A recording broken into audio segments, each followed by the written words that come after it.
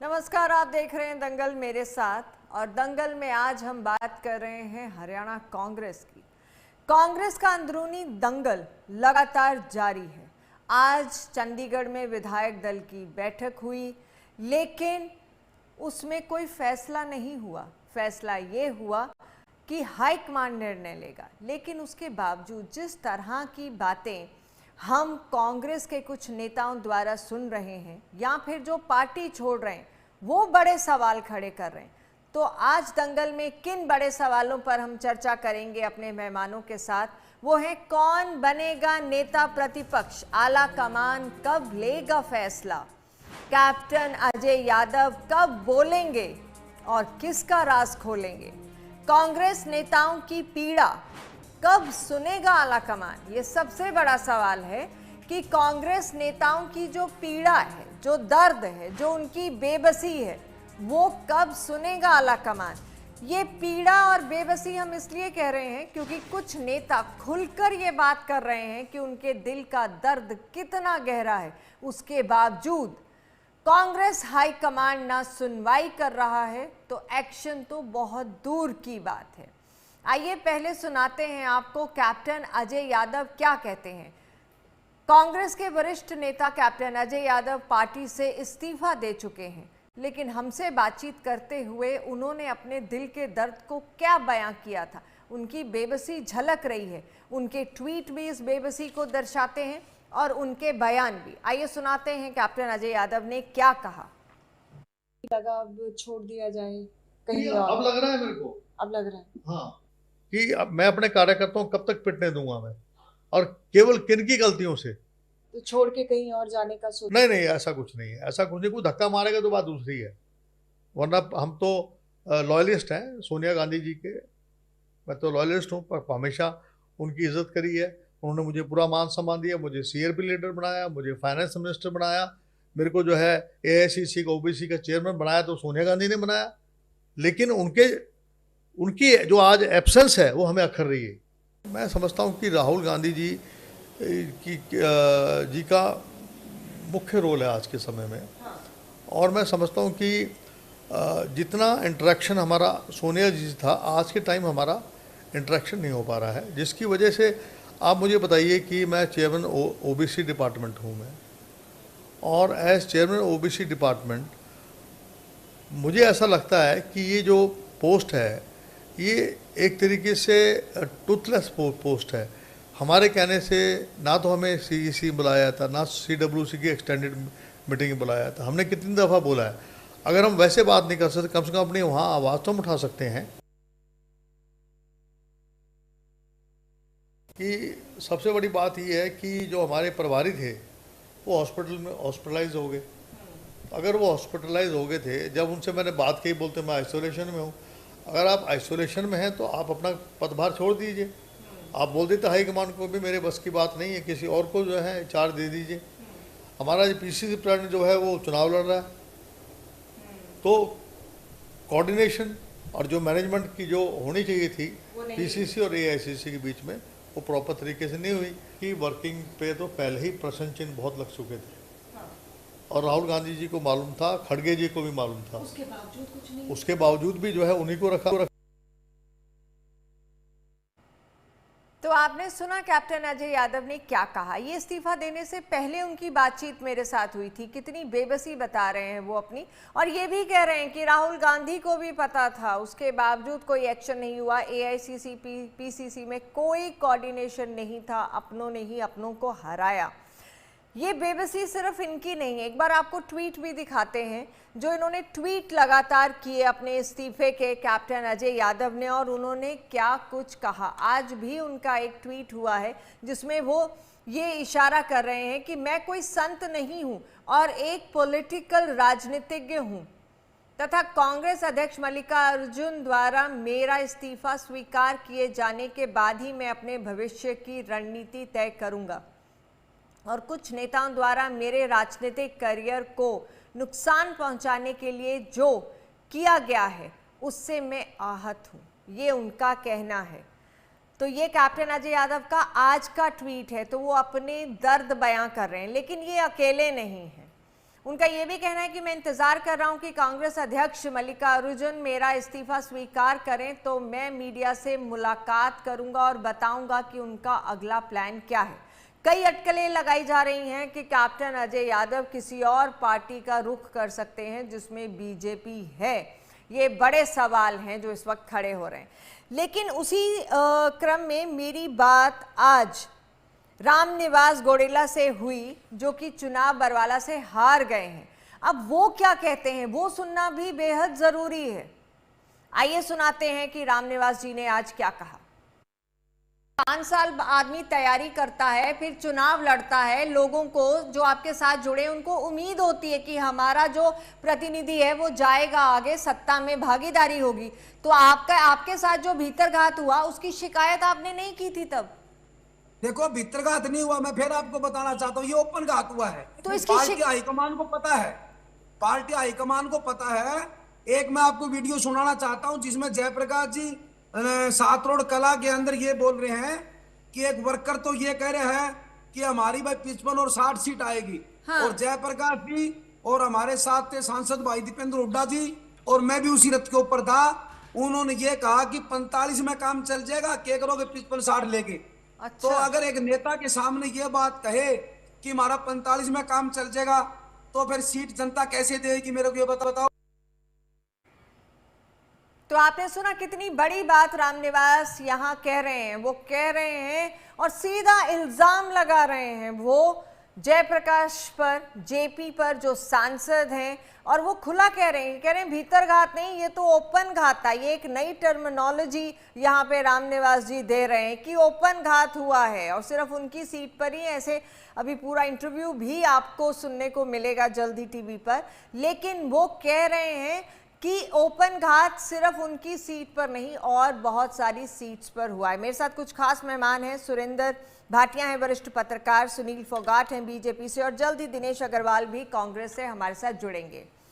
सुरेंद्र भाटिया जी, बड़ी बातें, कांग्रेस का अंदरूनी दंगल लगातार जारी है और कैप्टन अजय यादव ने इस्तीफा दे दिया। आज उनका एक ट्वीट भी आया जो हमने दिखाया, आपने सुनाई है। उसके बाद रामनिवास खुलकर जेपी पर इल्जाम लगा रहे हैं जो कांग्रेस के सांसद हैं, और वो ओपन घात कह रहे हैं। नई टर्मिनोलॉजी, भीतर घात नहीं, वो कह रहे हैं ओपन घात है। भैया सबको पता था ये, अब किसी ने आंखें बंद कर रखी हैं तो मैं क्या करूं। सुरेंद्र भाटिया।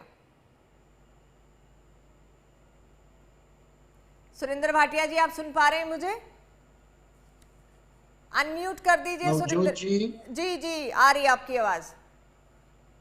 मैं आपको एक बार पहले भी शायद बात में कहा था, हुड्डा साहब के लोग नहीं चाहते थे 45 से अधिक सीटें आई। उनको ये लगता था 60-65 सीटें अगर आएंगी तो 2005 खेला ना हो जाए, इसलिए कुछ सीटों पर इंडिपेंडेंट जो खड़े थे उनको नहीं बिठाया गया। खास तौर पे अगर आप ये बरवाला की सीट वाले कह रहे हैं, उसके अलावा चारा में तो कांग्रेस के इंडिपेंडेंट ने 44,000 वोट लिए और ब्रजेंद्र सिंह केवल 32 वोटों से चुनाव हार गए। आदरगढ़ की सीट पे चाचा भतीजा को एक साथ नहीं बिठाया गया। पिछली बार हुड्डा साहब ने खुद वहां ये कहा था इस बार आप चुनाव लड़ो, अगली बार आपको टिकट देंगे। वो कमिटमेंट पूरी नहीं हुई। वहां भी दोनों हुड्डा साहब के समर्थक थे। इस प्रकार की 21 सीटें ऐसी हैं 90 में से जहां पे इंडिपेंडेंट ने और आम आदमी पार्टी ने कांग्रेस का खेल बिगाड़ा। पहले तो सिर्फ बातें थी, अब तो इनके अपने जो नेता हैं वो खुलकर ये बात कह रहे हैं। सुरेंद्र भाटिया जी, जो आप और मैं कह रहे थे, जो कि रामनिवास जी ने भी उस पर स्टैंपिंग लगाने की कोशिश की है कि ये खुलकर बात हुई है कि इतनी सीटें हमें नहीं लानी है, और वो इन्हीं के अपनी ही पार्टी के सांसद पर इल्जाम लगा रहे हैं। अब कैप्टन साहब, कैप्टन अजय यादव जी जो इतने सीनियर नेता हैं, जो सोनिया गांधी के गुण गा रहे हैं, और उनकी सीट पे आम आदमी पार्टी के उम्मीदवार 18,000 से अधिक वोट ले गए और वो उनका बेटा चिरंजीवी चुनाव हार गया।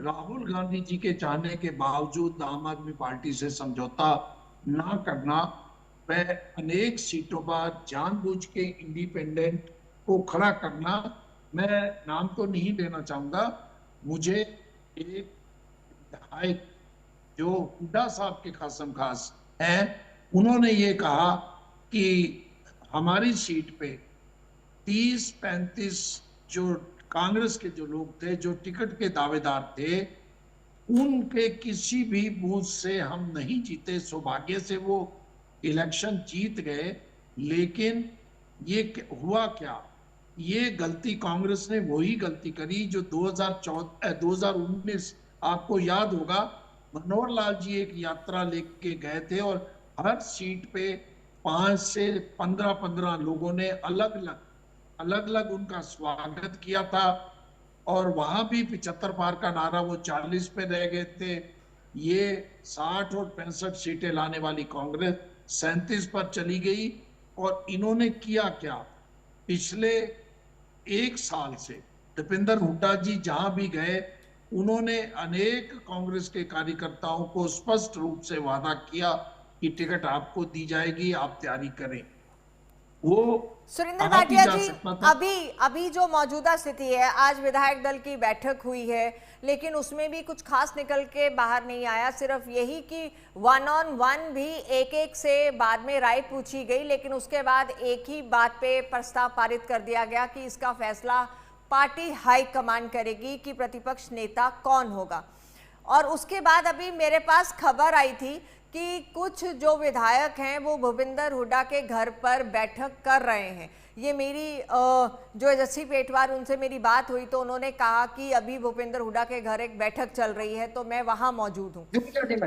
हाँ, और इसी तरीके से एक बैठक इस विधायक दल की बैठक से पहले भी दिल्ली में हो चुकी है।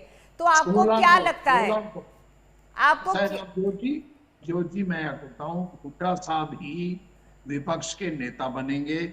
आज एक चीज बड़ी अजीब हुई है जी, हुड्डा साहब ने ये एक लाइन का प्रस्ताव रखा, हाँ, और दूसरे किसी विधायक से सेकंड लेने के बजाय उदय भान जी जो विधायक नहीं है, आपके पास 36 और विधायक हैं, हाँ, और अगर पार्टी को एकजुटता का संदेश देना था तो हुड्डा साहब के विधायक को चंद्रमोहन बिश्नोई, अकरम खां, शैली चौधरी, जो शैलजा गुट के चाहे 6-7 जितने भी विधायक हैं, उनमें से किसी विधायक से सेकंड करवाना चाहिए था, लेकिन वो नहीं करवाया गया।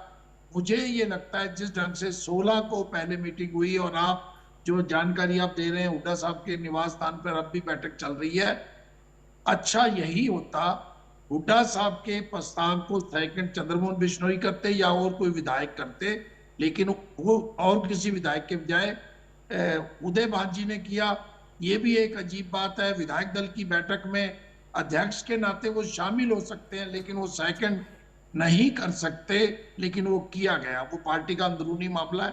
टेक्निकलिटी में अगर हम जाएंगे तो मुझे नहीं लगता वो टेक्निकली ठीक है, लेकिन हुड्डा साहब के ग्रिप में कांग्रेस पार्टी पूरी तरह हरियाणा में है। चलिए, दिनेश अग्रवाल हमारे साथ जुड़ गए हैं कांग्रेस से। दिनेश, क्या कहना है आपका? जी नवजोत जी, आपको नमस्कार, आपके सभी दर्शकों को और पैनल पर बैठे सभी प्रवक्ता साथियों को मैं नमस्कार करता हूं। और मैं तो आपसे एक ही निवेदन करूंगा, मैं पहले भी बार बार एक बात कहता रहा था, जब सरकार बनाने की बात आती थी चुनाव से पहले, कि कल को अगर हमारे पक्ष में मैंडेट आता है तो, और आज जब लीडर ऑफ अपोजिशन की बात आती है तब भी मैं एक ही बात कहना चाह रहा हूं कि देखिए नवजोत जी, निश्चित तौर पर हमारे जो प्रभारी आए हैं तीनों, उन्होंने 1-to-1 सभी विधायकों से अलग अलग उनकी राय ली है अकेले में, और अपनी रिपोर्ट वो हाईकमान को सौंपेंगे और अंतिम निर्णय हाईकमान ने लेना है। आज चाहे कोई भी व्यक्ति अगर उसको प्रपोज करे, कर सकते हैं, सेकंड करे, कर सकते हैं, लेकिन अंतिम निर्णय जो है वो हाईकमान को लेना है। वो निर्णय कब होगा वही तो सोच रहे हैं, क्योंकि 10 अक्टूबर को भी एक 2 मेंबरीय कमेटी बनाई गई थी, उसके लिए भी कुछ लोगों से पूछताछ हुई, लेकिन वो सब फाइल में ही बंद है। आज मेरी रामनिवास जी से भी बात हुई थी, जो कि बरवाला से चुनाव हारे। उन्होंने खुलकर आप ही के सांसद जेपी पर बहुत सारे सवाल खड़े किए। उन्होंने कहा कि उन्होंने तो ओपन घात किया है, भीतर घात नहीं है। कहते मैडम ओपन घात है, सबको मालूम है कि उन्होंने मुझे हरवाया है और सबको मालूम है, उसके बावजूद कोई एक्शन नहीं हुआ। कैप्टन अजय यादव के बाद अब वो भी खुलकर कह रहे हैं। तो दिनेश जी क्या लग रहा है आपको, मतलब खुलकर अगर लोग बोल रहे हैं तो कुछ तो है? नवजोत जी, मैं तो देखो बहुत ऑनेस्टली एक बात कहूंगा कि पार्टी हाईकमान अब किसी भी मामले में कोई ढिलाई बरतने के मूड में नहीं है।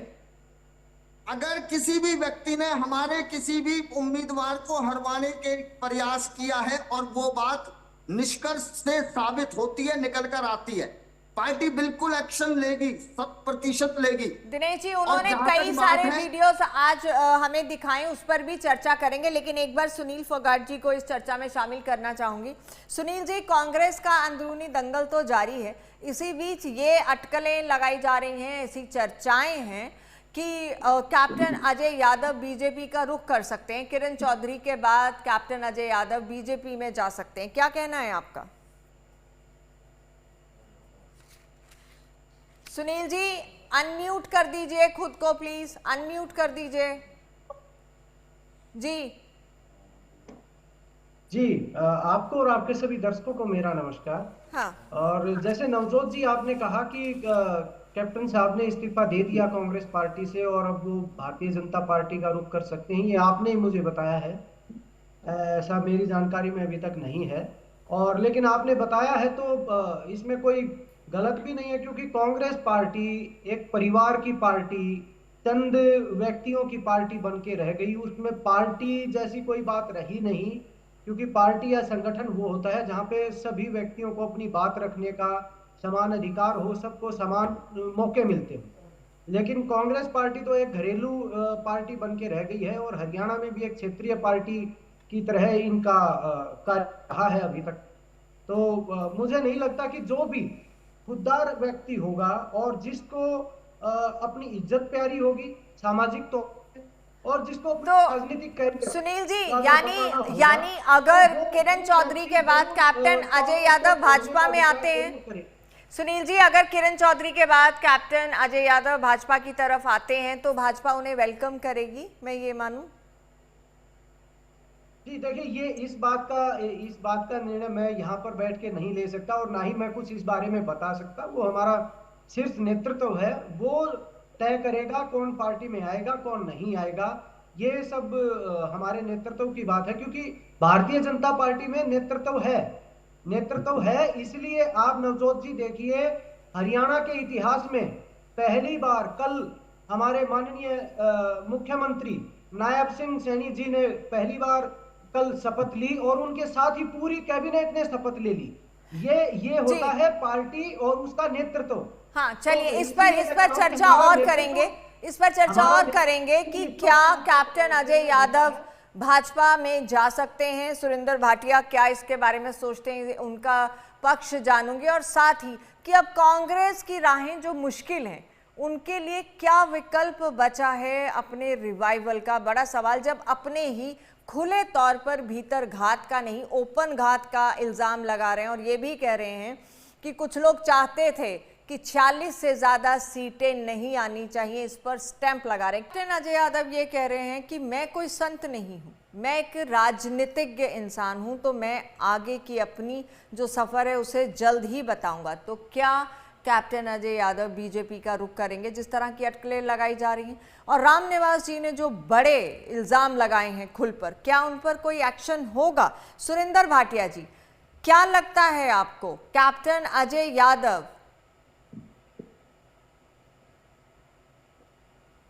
मुझे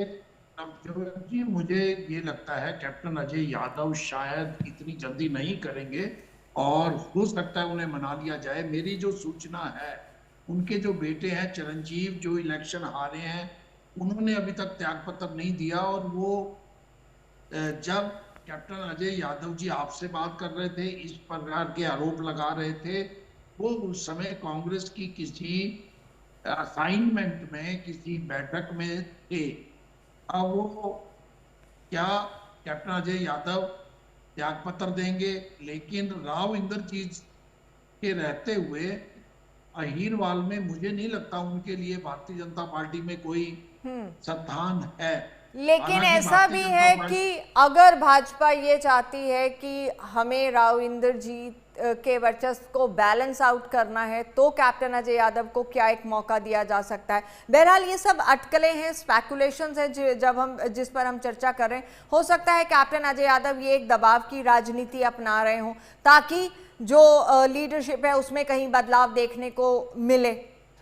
सुरेंद्र जी, मैं एक मिनट नवजोत जी, मैं अपनी बात पूरी कर रहा हूँ। मुझे यही लगता है वो दबाव की राजनीति कर रहे हैं। वो लालू प्रसाद यादव जी के संबंधी भी हैं और जो सारी रिलेशन मिला के वो ये चाहेंगे कि कांग्रेस पार्टी उन्हें मनाए और भविष्य के लिए कोई ना कोई उनके साथ वादा करे। मुझे ये लगता है वो कांग्रेस पार्टी शायद थोड़ी है, उन्होंने भारतीय जनता पार्टी में वो शामिल नहीं होंगे। और अभी चुनाव, कोई भी चुनाव अभी नजदीक 4.5 वर्षों तक नहीं है, क्योंकि चुनावी दिनों में तो राव इंद्रजीत सिंह को बैलेंस करने के लिए कांग्रेस, भारतीय जनता पार्टी उनको ले सकती है। लेकिन इस समय ना तो कैप्टन अजय यादव को भारतीय जनता पार्टी में जाने से कोई लाभ है और ना ही राव इंद्रजीत सिंह पर कोई दबाव की राजनीति हो सकती है, क्योंकि अगर राव इंद्रजीत सिंह पे दबाव डाला जाए तो उनके पास कम से कम 11 विधायक हैं भारतीय जनता पार्टी के अहीरवाल से, जो लेकिन उसके साथ साथ ऐसा भी है भाटिया जी कि उनकी बेटी को कैबिनेट में मंत्री भी बना दिया गया है, तो अब बहुत कुछ उनके पास कहने के लिए नहीं है, तो इतना शायद अब दबाव भारतीय जनता पार्टी ने पूरा मान सम्मान दे दिया है। मुझे नहीं लगता कैप्टन अजय यादव की कोई जगह भारतीय जनता पार्टी में फिलहाल बनती है। लेकिन दबाव की राजनीति है तो क्या ये काम करेगी? दिनेश जी आप बताइए, आज विधायक दल की बैठक हुई, अब इस पर फैसला कितनी जल्दी आने की उम्मीद है? क्या है आपके पास जानकारी? हालांकि हाईकमान को तो दे दिया गया है कि हाईकमान फैसला करेगा। क्या एक बदलाव देखेंगे हम हरियाणा में, या जिस तरह से कहा है भाटिया जी ने कि बदलाव नहीं होगा? नवजोत जी, आपके 2 प्रश्न थे। एक आपने अभी पहले बरवाला के हमारे कैंडिडेट के विषय में किया था और एक प्रश्न आपने अभी किया जी। मैं दोनों के ऊपर बोलना चाहूंगा। नंबर 1 तो हमारी राष्ट्रीय कार्यकारिणी ने फैक्ट फाइंडिंग कमेटी जो बनाई है, उसका मकसद यही है कि हमारे जो 89 कैंडिडेट हरियाणा में चुनाव लड़े हैं उनसे 1 to 1 जाके फीडबैक लिया जाएगा। जैसे बरवाला के हमारे वो कैंडिडेट बोल रहे हैं कि मुझे हरवाया गया है, लेकिन साथ में ये जांच करेगी वो कमेटी कि कहीं कोई कैंडिडेट अपनी हार का ठीकरा दूसरे पर फोड़ रहा है या उसके अंदर सच्चाई है।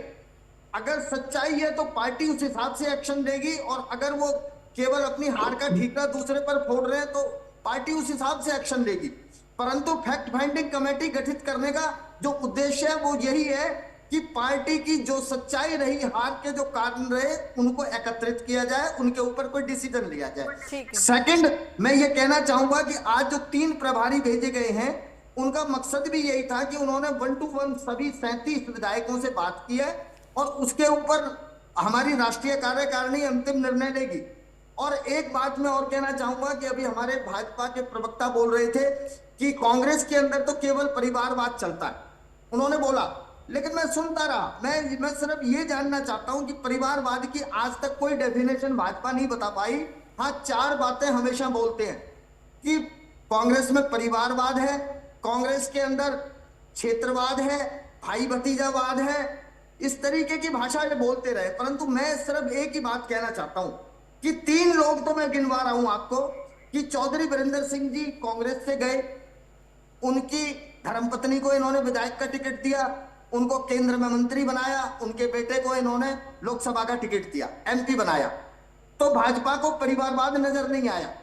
इन्होंने राव इंद्रजीत सिंह जी को सेंटर में मिनिस्टर बनाया, उनकी बेटी को हरियाणा में मिनिस्टर बनाया, कोई परिवारवाद नजर नहीं आया।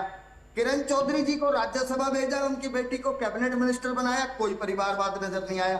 मैं तो केवल नवजोत जी बहुत हैरान और परेशान हूं कि जो लोग परिवारवाद बोलते हैं वो उनके अंदर जिगरा कितना है कि पूरी भारतीय जनता पार्टी परिवारवाद से ग्रसित है और दूसरों को परिवारवादी बोलती है। चलिए ठीक है दिनेश जी। सुनील जी जवाब दे दीजिए जल्दी से, वक्त कम है मेरे पास। जी सुनील जी। नहीं नवजोत जी, आपको मुझे भी 1 मिनट देनी पड़ेगी। बिल्कुल बिल्कुल, कहिए कहिए। आपसे सबसे पहले तो मैं मेरे बड़े भाई दिनेश जी को बड़ी शुभकामनाएं देता हूं कि वो इस स्तर पे तो आए कि फैक्ट फाइंडिंग कमेटी और इतने वो नाम गिनवा सकते हैं यहाँ बैठ के स्टूडियो में। लेकिन मैं बता दूं, इनकी फैक्ट फाइंडिंग कमेटी या जो ऑब्जर्वर आए हैं या जो भी इनकी प्रक्रिया है, वो सारी भूपेंद्र सिंह हुड्डा की कोठी पे बैठ के ही तय होती है। इनके पास प्रदेश में कोई नेता नाम का या कोई संगठन नाम की चीज नहीं है कांग्रेस के अंदर। जो भी करना है, मेरे से पहले सुरेंद्र भाटिया जी ने बताया कि भूपेंद्र हुड्डा ही बनेंगे, तो मैं ये इसी में दिनेश अग्रवाल जी के इस सवाल का भी जवाब है कि परिवारवाद क्या होता है। परिवारवाद सुनिए दिनेश जी, आपने माननीय प्रधानमंत्री नरेंद्र मोदी जी ने तक ये बताया, इसकी डेफिनेशन बताई है परिवारवाद की, लेकिन ये कांग्रेसी है, इनके दिमाग में सकारात्मक बातें नहीं घुस सकती। इनको सिर्फ और सिर्फ नेगेटिव चीजें समाज के अंदर और दूसरी पार्टियों के अंदर देखने को मिलती हैं। मैं आपको बता दूं परिवारवाद क्या होता है। परिवारवाद वो होता है कि जिसमें पता होता है पहले से कि भूपेंद्र हुड्डा, आप दिनेश सुरेंद्र भाटिया जी ने बताया कि वही बनेंगे, ये होता है परिवारवाद। यही होता है परिवारवाद कि भूपेंद्र हुड्डा का बेटा जब चुनाव लड़ा तो सारी चीजों को किस प्रकार से दरकिनार कर दिया गया राज्यसभा के अंदर, ये होता है परिवारवाद। यह परिवारवाद होता है कि जब एक नेता बैठा है तो लोगों को पहले से पता होता है कि इस सीट पर उसका बेटा या बेटी ही आएगी। वो चीजें कांग्रेस पार्टी के अंदर है। अभी जो चुनाव हुआ उसके अंदर भी आप देखिए। और रही बात आपने राव इंद्रजीत और श्रुति चौधरी के बारे में बताई, तो क्या श्रुति चौधरी को या हमारी आरती राव को भारतीय जनता पार्टी ने कोई नॉमिनेट करके भेजा वहां पे? जनता के बीच में गए और आज से नहीं। चलिए सुनील जी, परिवारवाद पर फिर किसी दिन चर्चा करेंगे दिनेश जी। और वो दोनों हमारी क्योंकि दोनों पार्टियों में परिवार आ गए। नहीं सुन के आई नवजोत जी, केवल 10 सेकंड। राहुल गांधी जी 2 दिन पहले जो में जाकर के उमर अब्दुल्ला जी के जो शपथ ग्रहण में बैठे थे, वो होता है परिवारवाद। सबकी परिवारवाद की अपनी परिभाषा है और अपनी जरूरतों के हिसाब से इसे परिभाषित कर दिया जाता है। बहरहाल आज का मुद्दा कुछ और है। Dinesh ji 10 second please. मैं केवल ये कहना चाह रहा हूं कि जब अमित शाह जी आके कह के जाते हैं यहाँ पर कि अगला सीएम अगर भारतीय जनता पार्टी का बनेगा तो वो भी नायब सैनी ही होगा।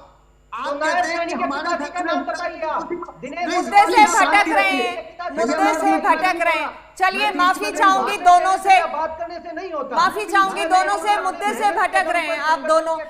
सुरेंद्र भाटिया जी 10 सेकंड में जानना चाहूंगी, आपकी नजर में क्या कांग्रेस में आप लीडरशिप में बदलाव देख रहे हैं? हालांकि आपने इनकार किया, फिर भी मैं आपसे जानना चाह रही हूँ। बिल्कुल मुझे नहीं दिखाई देता। आज की बैठक के बाद और 16 की दिल्ली की बैठक के बाद और आज शाम को जिस ढंग से विधायकों को जुटाया जा रहा है, हुड्डा साहब के पास बहुमत है, वो ही बनेंगे और उन्हें बड़ा दिल आके बाहर लाना चाहिए था भी हार का मैं जिम्मेवार हूं और किसी को भी बनाए। ये होता तो बदलाव होता, अभी कोई बदलाव नहीं हो। यानी कि उन्होंने एक मैसेज स्ट्रांगली दे दिया है हाईकमांड को कि मैं अपना पावर शो कर दिया है कि यहाँ तो मैं ही। तो आप हाईकमांड को बेबस देखते हैं ऐसे में सुरेंद्र भाटिया? ऐसा है, फैक्ट फाइंडिंग कमेटी का वही होगा जो सरकारों में होता है। आप देखेंगे जी, फैक्ट फाइंडिंग कमेटी की कोई रिपोर्ट नहीं आएगी, जैसे आमतौर पे सरकार कमेटी बना देती है, वही होने वाला है। जब तक कांग्रेस को हुड्डा परिवार से बाहर लेके आना पड़ेगा, ये नहीं है भी हुड्डा परिवार को छोड़ना पड़ेगा और कईयों को साथ जोड़ना पड़ेगा, चाहे वो पंजाबी परिवारों के पास जाएं, चाहे किसी एससी के पास जाएं, एक सभी की पार्टी बनाएंगे तो कांग्रेस का भला होगा। अगर केवल परिवार की पार्टी क्षेत्रीय पार्टी की तरह काम करेंगे तो कांग्रेस को नुकसान ही होने वाला है, लाभ नहीं होगा। उनका मुकाबला इनेलो से नहीं, उस भारतीय जनता पार्टी से है जो माइक्रो मैनेजमेंट करती है और जिसके पास सभी दाव पेच हैं। दिनेश जी माफी चाहूंगी, मेरे पास बिल्कुल समय नहीं है। माफी चाहूंगी, फिर इस पर चर्चा जारी रखेंगे। बेहद शुक्रिया आप सभी मेहमानों का इस कार्यक्रम में शामिल होने के लिए। तो बड़े सवाल आज की कांग्रेस की विधायक दल की बैठक के बाद फिर से खड़े हो गए हैं और जिस तरह से उसके अपनों पे सवाल खड़े कर रहे हैं कि क्या कुछ बदलाव होगा, क्या वेंटिलेटर में जो कांग्रेस इस वक्त है उसे ऑक्सीजन मिल पाएगी, क्या हाईकमान कोई बदलाव करेगा। ये वो सवाल हैं जिनका जवाब शायद हरियाणा की जनता भी ढूंढ रही है और हमें भी इंतजार है। लेते हैं आपसे इजाजत, नमस्कार।